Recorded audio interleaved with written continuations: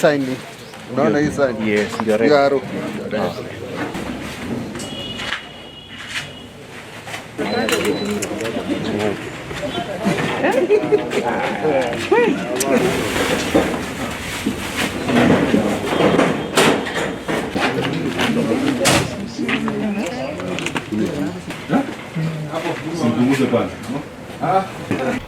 Kuna muuzaji mmoja ambaye ananunua mbolea ambayo inatoka kwa serikali, kisha anachanganya na chemicals na kupakia tena katika mifuko mingine na kuuza kwa bei ya shilingi 6,500.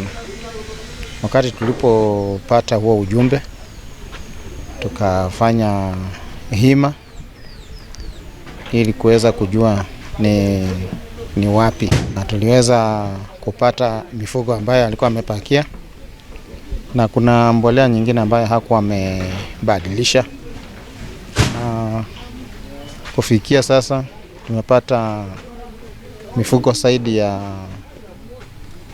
600 ambazo kila mfuko ni wa kilo 50. Ni mbolea ambayo imenunuliwa kutoka kwa NSPB, lakini amenunua kwa kiwango kikubwa, kisha akifika katika ile store yake anabadilisha ama anatoa kwa zile mifuko za serikali, kisha anachanganya na kemikali ili iwe kama DAP, ibadilike ile NPK.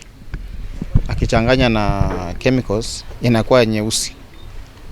Mkulima akinunua anafikiria ni DAP na anauziwa kwa bei ya juu.